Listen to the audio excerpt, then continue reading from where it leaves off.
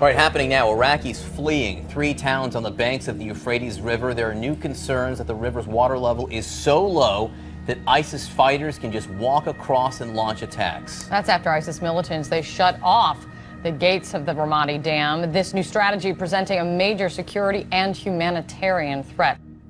And the 6th angel poured out his vial upon the great river Euphrates, and the water thereof was dried up, that the way of the kings of the east might be prepared.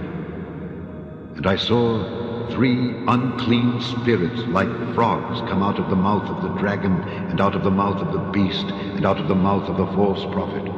For they are the spirits of devils, working miracles, which go forth unto the kings of the earth and of the whole world, to gather them to the battle of that great day of God Almighty. Behold, I come as a thief. Blessed is he that watcheth and keepeth his garments, lest he walk naked, and they see his shame. And he gathered them together into a place called in the Hebrew tongue Armageddon.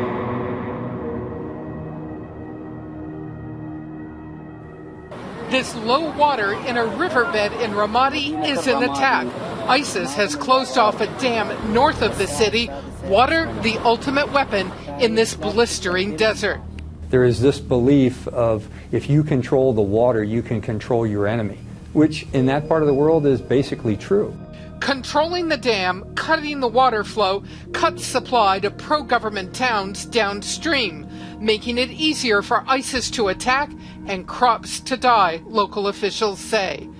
The dry riverbed also providing a potential route to attack those pro-government towns. Civilians have been on the run since ISIS seized Ramadi last month. Water, not the only battlefield tactic.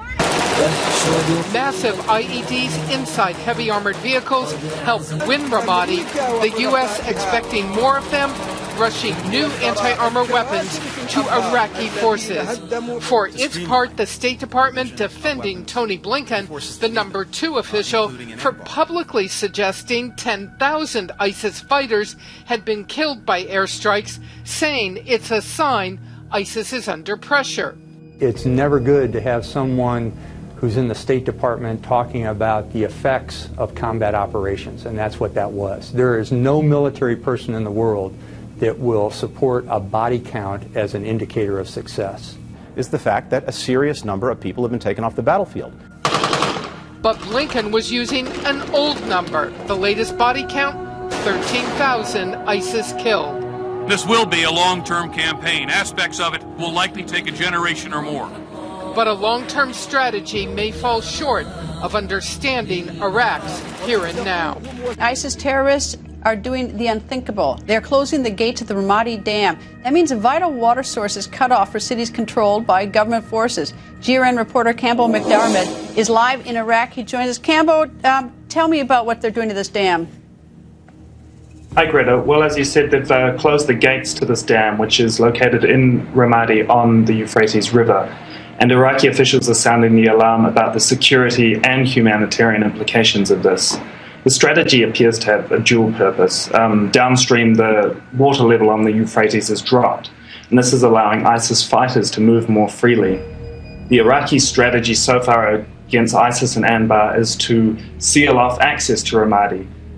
Iraqi forces are stationed on bridges across the Euphrates, but now ISIS is going to be able to travel across the river at any point, meaning more Iraqi troops will need to be committed to halting them.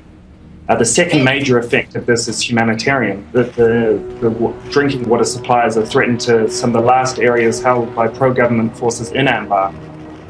Greta? I was going to ask you about the humanitarian aspect. Any idea the number of people who are going to have their water supply cut off? Yeah, well, the UN was already supplying emergency water to Habanea Township, tens of thousands, I believe. The fear is the situation now could get a whole lot worse with the Euphrates water supply in jeopardy. Iraqi officials are releasing some water from the Habanea lake downstream so that southern provinces will have some flow still coming through, but they said this is a temporary solution only. It'll only last for a few days. So they are saying they need to either retake the dam, which is going to be difficult because it's in Ramadi, or maybe destroy it with airstrikes.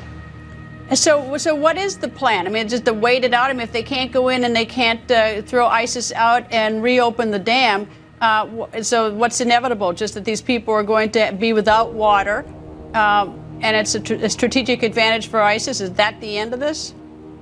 Yeah, I mean, this is something that ISIS has done before. Last summer, you know, when they were blitzkrieging across Iraq, they took control of the Mosul Dam briefly, and they also tried to take the Haditha Dam. These are bigger dams on the Euphrates, and the fear was the same then, that they would either stop the water supply or, in the case of those ones, inundate southern Iraq. So we saw then that it was imperative for them to retake these dams, and in that case US airstrikes were helpful in enabling the Kurds to recapture the Mosul Dam and to prevent ISIS from taking the Haditha Dam. Greta? Campbell, thank you. ISIS cutting off a vital lifeline to thousands of people. The militants have shut most of the gates to a dam in the Iraqi city of Ramadi, that's right along the Euphrates River. And the move by ISIS could make it easier for it to attack towns downstream. CNN senior international correspondent Nick Payton-Walsh live in Baghdad to tell us more. Hi, Nick.